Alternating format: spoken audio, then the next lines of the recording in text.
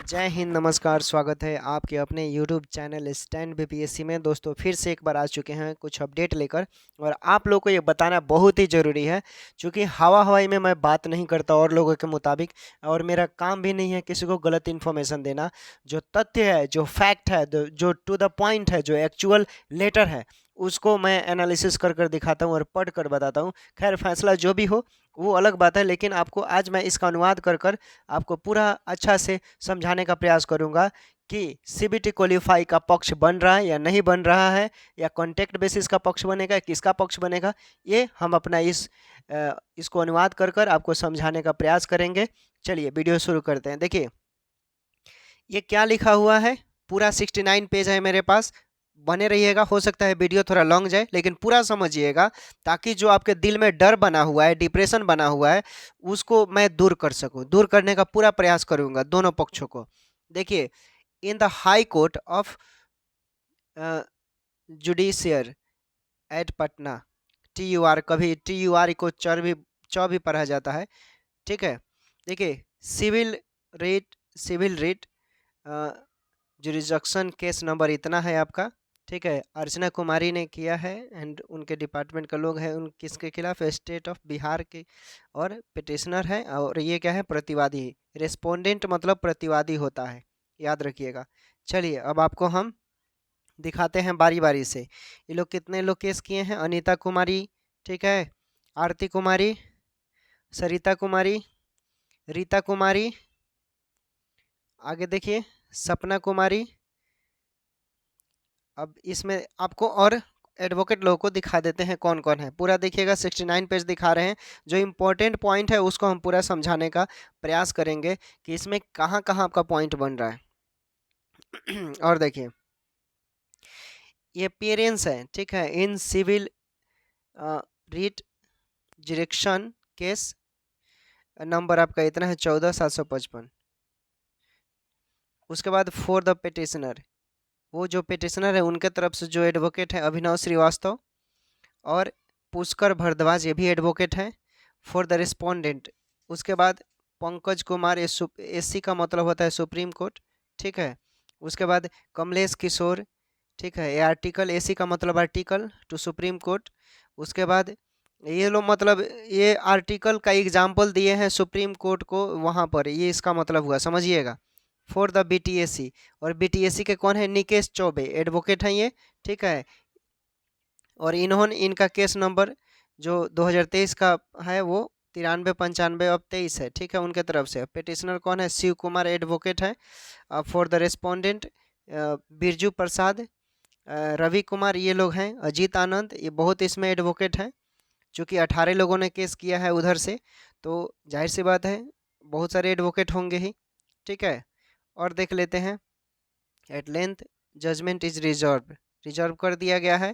मोहित कुमार शाह जो फैसला सुनाए हैं वो जज थे, ठीक है। अब आपको और इम्पोर्टेंट अभी आ चुका है मेरे पास पूरा 69 पेज। देख लीजिए, यहाँ पर दिखाएगा पूरा पूरा 69 पेज है।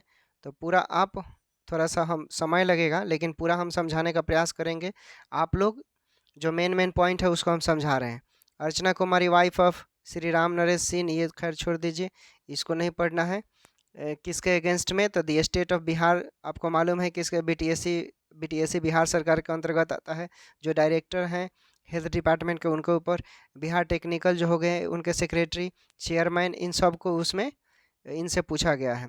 और देखिए, जो लोग केस किए हैं उनका नाम, डिटेल वगैरह दिया हुआ है, और ये सब उन्हीं के अगेंस्ट में है।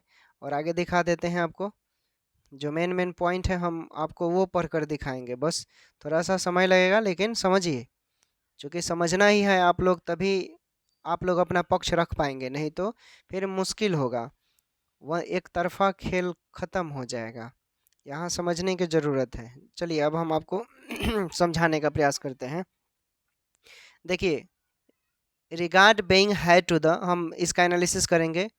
Commonality of the controversy in the aforesaid batch of writ petitioner it was through, ये पूरा लिखा हुआ है, इसका हम मतलब समझा देते हैं। देखिए, रीट याचिका के मतलब जो पहले बैच में विवाद को समानता के मानने के कारण जो उचित समझा गया है उनको सुनना कोर्ट का उचित होगा, चूँकि तदनुसार ये जो पक्ष वाले की सहमति से एक साथ बहुत से अधिक केस किए गए हैं। ठीक है, और ये 2 नंबर में क्या है, इसमें पूरा है। इसको देखिए, जो फॉर्म निकला था 19/9/23 उसी के इशू में रखा गया है सब पूरा पॉइंट। देखिए यहाँ समझिए, हम समझाते हैं आपको जो मेन पॉइंट है।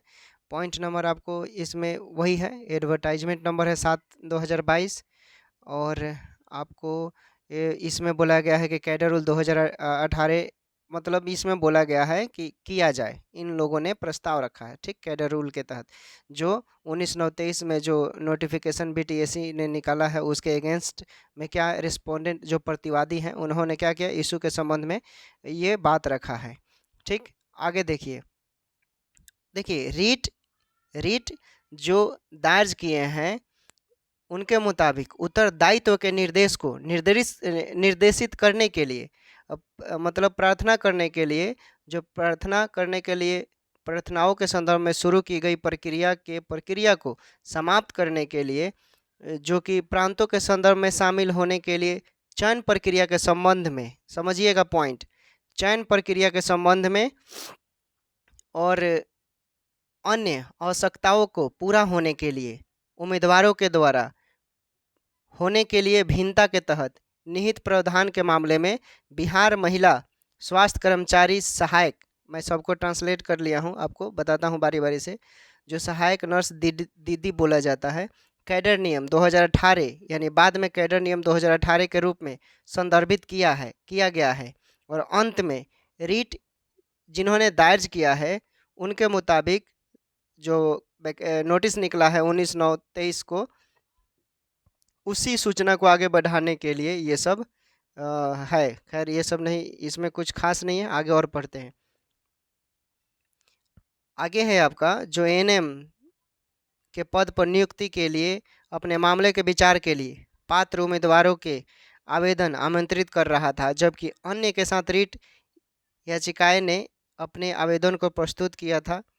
चलिए, और इम्पोर्टेंट हमें 5 नंबर पॉइंट पढ़ना है, और 5 नंबर बहुत इम्पोर्टेंट है। देखिए इसमें क्या है, the appointment in this cadre shall be made by direct recruitment to, यहाँ पर बहुत ऐसा इसका पॉइंट दिया है। ठीक है, अब समझिए, भर्ती जो है 5 नंबर में इस संवर्ग में कहा गया है कि आयोग की सिफारिश के आधार पर सीधी भर्ती किया जाए।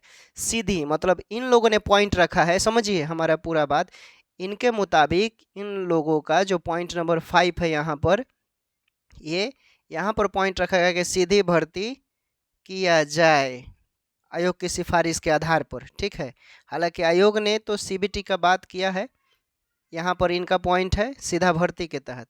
चलिए आगे पढ़ लेते हैं पॉइंट नंबर 6 में। अब 6 देखिए, for appointment by direct recruitment to the basic category post in educational qualification shall be pass, तो वही है, क्राइटेरिया को आप चेंज नहीं कर सकते हैं।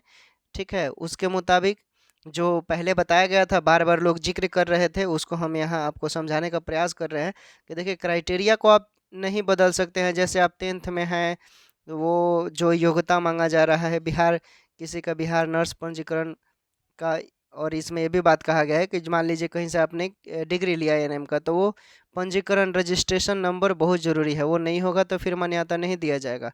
ठीक, और आगे देख लेते हैं पॉइंट नंबर 2 में वही है इसमें कि सीधी भर्ती के लिए न्यूनतम आयु जो बात किया गया है ऊपर 21 वर्ष, खैर ये तो उसी में आ गया, उसमें आपको ये। ठीक, और आगे बढ़ते हैं हम, जो इम्पोर्टेंट पॉइंट है, तो यहाँ पर एक और पॉइंट देखिए। अब आगे हम आपको समझाने का प्रयास करते हैं। नीचे आइए, नीचे सभी को आना है, और देखिए पॉइंट कहाँ कहाँ दिया गया है, कौन कौन सा पेश प्रस्तुत किया गया है, ये पढ़ लीजिएगा। ये तो खैर उसका है जो हिंदी में दिया गया है, और आपको हम दिखाते हैं अदर स्टेट का जो पॉइंट रखा गया है, उसी पॉइंट पे यहाँ पर जीत मिला है, सुप्रीम कोर्ट के आदेश लगाया गया है। यहाँ पर देखते हैं और क्या क्या पॉइंट है। देखिए यहाँ पर समझिए आप लोग दोस्तों, यहाँ पर समझने की बात है। देखिए एनटी डेविन कटी, ठीक है, ये इनका एक नाम है। इन्होंने कोर्ट में अपील दर्ज किए थे कर्नाटका पब्लिक सर्विस, जैसे बिहार में बीपीएससी होता है उसके तहत 1990 में। इसका आर्टिकल 157 के तहत पैराग्राफ नंबर 11 ये यहाँ पर प्रूफ लगाया गया है अगेंस्ट में हाई कोर्ट को दिखाने के लिए। आगे देख लेते हैं और कौन कौन सा पक्ष पॉइंट प्रूफ जो है और दिखाते हैं आपको, बने रहिए थोड़ा सा और देखिए। उसके बाद है पी महेंद्रन, कौन से, कर्नाटका स्टेट का ही है, 1990 का, ठीक है। और ये क्या है, ये 411 का लगाया गया है, पैराग्राफ नंबर 4 और 5 में है आर्टिकल, उसमें धारक यदि के तहत, ठीक है। और ये 1983 एडवर्टाइजमेंट डेट अक्टूबर जो है उसको पेश किया गया है। देख लीजिए कितना पुराना पुराना लगाया गया, आप समझिए बातों को। और दिखाते हैं आपको, समझिए दोस्तों, पूरा पॉइंट आपको समझना है। और देखिए यहाँ पर एक और पॉइंट लगाया गया है, वाई भी रंगिया वस जे श्रीनिवास राव, ठीक है, ये 1983 एसएससी आर्टिकल 284 के तहत लगाया गया है, ठीक है। एसएससी में apex court in the case के अकॉर्डिंग रखा गया है, प्रमोट के अगेंस्ट में जो प्रमोशन मिला था वहाँ पर का ये पॉइंट लगाया गया है। और देखिए, और यहाँ पर है के मंजूश्री व स्टेट ऑफ आंध्र प्रदेश का भी यहाँ लगाया गया है, रिपोर्टेड 2008 के अकॉर्डिंग। ये आर्टिकल 512 के तहत पैराग्राफ नंबर 27, उसका भी आप डाउनलोड कर सकते हैं उसके तहत। और देखिए और दिखाते हैं, जितना प्रूफ है वो सब आपको हम दिखाते हैं। और देखिए यहाँ पर मोहम्मद रसूल इस्लाम का भी लगाया गया है, गोकुल मोहन हजारिका, इनका क्या है 2010 में जो ये है 560 के तहत, ठीक है, ये लगाया गया है। और इसमें क्या क्या पॉइंट है, 1984 का डायरेक्ट बात किया गया है, उसको कोर्ट में जो पेश किया गया था उसको लगाया गया है। 129 प्रमोट किया गया था, ठीक है ना, 1986 का बात है।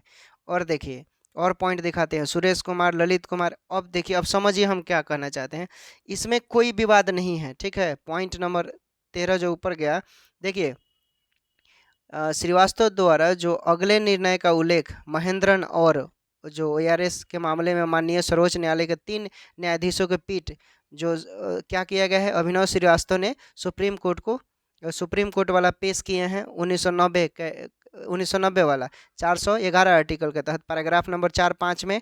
उसके बाद पॉइंट नंबर 13 समझिए, पॉइंट नंबर 13 बहुत इंपॉर्टेंट है, समझने की बात है।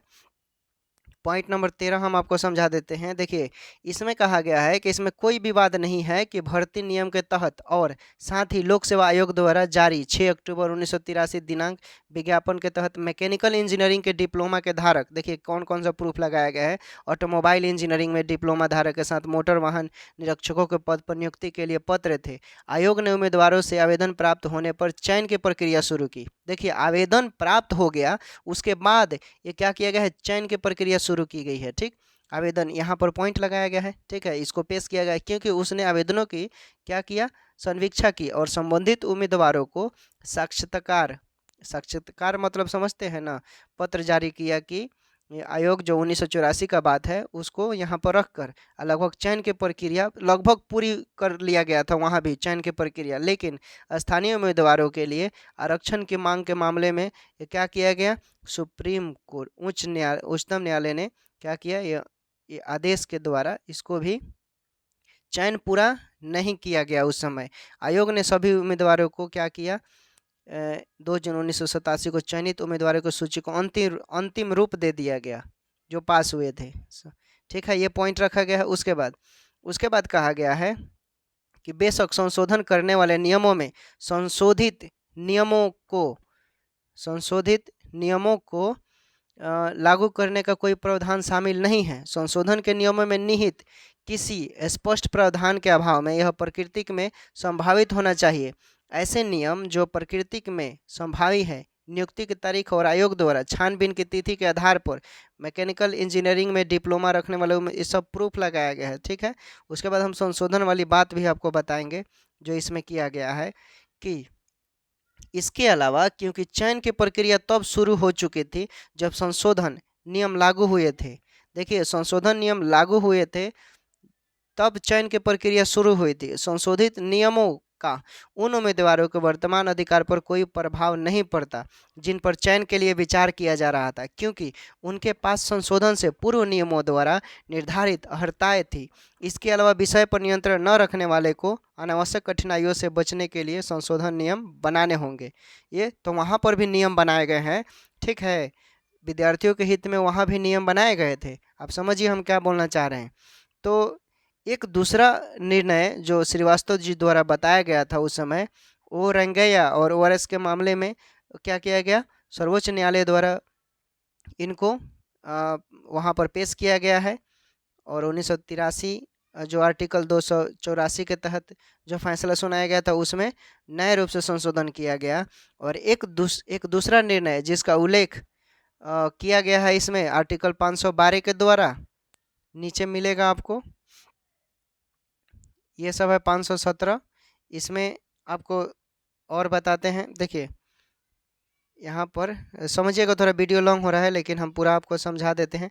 चूँकि हम भर्ती प्रतिक्रिया, क्या यहाँ पर आयोग बोल रहा है कि हम भर्ती प्रतिक्रिया का, और नीचे जाएंगे तो यहाँ पर बहुत ऐसी बातें लिखा गया है, ये देखिए, इसको हम समझा देते हैं। हम भर्ती प्रक्रिया का कार्य कर रहे हैं जिसके द्वारा प्रत्येक अलग अलग श्रेणी के पदों को केवल एक ही प्रकार से यानी लिखित परीक्षा से भरा जाना है। कट ऑफ अंक एक स्पष्ट स्पष्टीकरण के साथ तय किया गया है कि यदि उम्मीदवार ने कम अंक प्राप्त किया है तो उसे किसी पर भी विचार करने की सुविधा नहीं दी जाएगी। समझ रहे हैं, कम अंक प्राप्त किए हैं तो आपके साथ विचार नहीं किया जाएगा, तो उसे किसी पर विचार करने की सुविधा नहीं दी जाएगी। आवेदन करने की योग्यता तथा चयन की प्रक्रिया में निर्धारित योग्यता के बीच अंतर होता है। यहाँ पर समझिए दोस्तों, यही हम समझाने का प्रयास कर रहे हैं।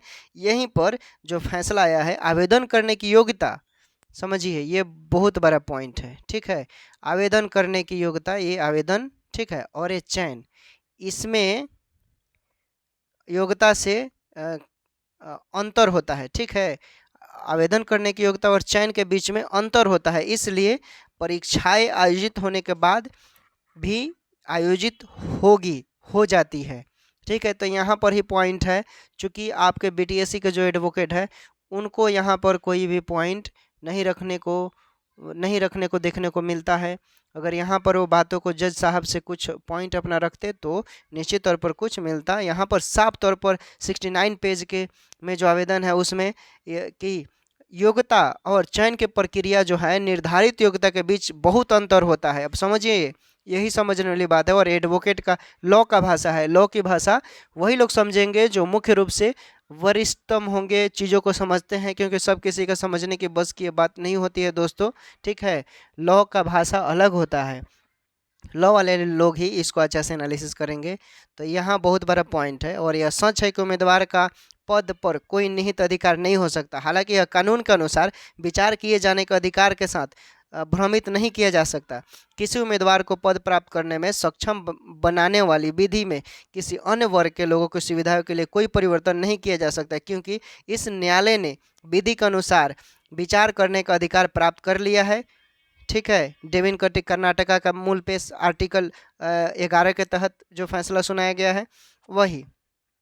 और कुछ हम बता देते हैं इसमें, देखिए जो आवेदन है 19/9/23 के अनुसार पहले, तो उसमें 2022 के DBR एडवर्टाइजमेंट नंबर 7 के लिए जो नियुक्ति को बदलकर ANM के पद की नियुक्ति पद के लिए और चयन की पूर्व प्रक्रिया जगह जो 23 जारी किया गया था उसे 28/7/22 को जारी किया गया, ठीक है। जबकि 28/7/22 को जारी किया गया है कदर नियमों के तहत 8 के तहत। और 2023 में बोला जा रहा है कि एक प्रतियोगी परीक्षा आयोजित करने के तरीके से ये शुरू होगा, जो भारत के संविधान के 14, 16 और 21 का उल्लंघन के लिए मनमाना, अनुचित और मात्रा है। इन लोगों ने पेश किया है कि जो इसमें संशोधन की बात किया गया है ये भारत के संविधान 14, 16 और 21 का उल्लंघन करता है। इसलिए विज्ञापन संख्या 7/22 को 28/7/22 को उत्तरदायित्व आयोग द्वारा जारी किया गया। और कैडर नियमों के तहत निहित प्रावधानों के संदर्भ में 2018 जो प्रतिभागी आयोग द्वारा अलग उम्मीदवार और जांच के अनुसार आवेदन पत्र दाखिल करने के लिए अग्रणी है। परिणाम स्वरूप उम्मीदवारों के व्यक्तिगत अंक की सूची में संबंधित प्राधिकरणों के अधिग्रहण के अधीन 23 को उपयुक्त नोटिस जारी करवाई जाए। ठीक है, तैयार करने की परियोजना अपनाने के लिए प्रावधानों को बदलना। ये खेल मतलब खेल वाला बात यहाँ पर आ रहा है कि कोई भी चीज़ खेल वाला ही बात पेश किया गया अधिकांश, तो वहीं पर फिर आ रहा है हार पाँच कर बाद कि कोई भी नियम बना रहे हैं तो पहले खेल शुरू होने के पहले बना सकते हैं, बाद में अब संशोधन नहीं कर सकते हैं। ठीक है, तो ऐसे तो बहुत सारे केसेस हुए हैं। सुप्रीम कोर्ट की बात करें, हाई कोर्ट की बात करें, ऐसे फैसले बदले गए हैं विद्यार्थियों के हित के लिए, अच्छे कामों के लिए। ठीक है, चलिए और आगे देखते हैं। जो इस तरह के ऑनलाइन आवेदन पत्र प्रस्तुत करने के लिए अंतिम तिथि थी, तो इस प्रकार एक्शन आवेदन प्राधिकरण के रूप में आवेदन पत्र प्रस्तुत करने के लिए एक ही परम रूप से केवल मनमाने ढंग से मनुष्यों के रूप में और मन में जो आर्टिकल है 14-16 के साथ बार बार ये 2 बार पेश किया गया है। ठीक है, और दिखाते हैं चयन की प्रक्रिया। एक और बात समझिए, यहाँ पर जहाँ विज्ञापन पद की श्रेणी में प्रत्यक्ष भर्ती के लिए आवेदन आमंत्रित कर रहे हैं और विज्ञापन स्पष्ट रूप से बताता है कि चयन मौजूदा नियम या सरकारी आदेशों के अनुसार किया जाएगा, और अगर यह आगे विभिन्न श्रेणियों के पक्ष में आरक्षण की सीमा को इंगित करता है तो ऐसे मामलों में उम्मीदवारों का चयन तब किया गया है मौजूदा तत्कालीन नियमों और सरकारी आदेशों के अनुसार किया जाना चाहिए। देखिए यहाँ पर लेटर में लिखा गया साफ तौर पर। पॉइंट नंबर किसका है, पॉइंट नंबर हम बता देते हैं। पॉइंट नंबर किसका है ये, जहाँ पर नोटिफिकेशन लिखा गया है ये 28/7/22 वाला, वहाँ जहाँ पर आर्टिकल 14-16 का बात किया गया है वहाँ पर ये है लिखा गया है ये बात को। ठीक है, और लिखित या मतलब वहाँ पर किया जाना चाहिए अनुसार, किसका अनुसार, यानी जो आदेशानुसार सरकारी आदेशानुसार ही होना चाहिए। जो उम्मीदवार हैं यहाँ पर भी स्पष्ट रूप से है, अगर आप लोग मेरे बातों को समझ रहे हैं, अच्छा से इसको समझा जाए, देखा जाए, अगर यहाँ पर बातों को रखा जाता है तो ज़रूर यहाँ पर कुछ ना कुछ हेरा फेरी हो जाएगा दोस्तों। बस समझने की बात है। इस दुनिया में कोई भी ऐसा काम नहीं है जो मनुष्य नहीं कर सकता है। जो भी काम बनाए गए हैं, जो भी विधि विधान, सब एक इंसान ने बनाया है, कोई भगवान ने नहीं बनाया है, इंसान ने बनाया है। तो इंसान अगर इंसान के बातों को देखे समझे तो ज़रूर उसमें कुछ ना कुछ निर्णय में हेरा फेरी हो सकता है। बस पॉइंट रखने की ज़रूरत है। बहुत ऐसी बातें हैं अभी यहाँ पर जो मैंने पॉइंट बताई है बहुत इंपॉर्टेंट है। ठीक है, सरकारी आदेशानुसार होना चाहिए, यहाँ पर लिखा गया है।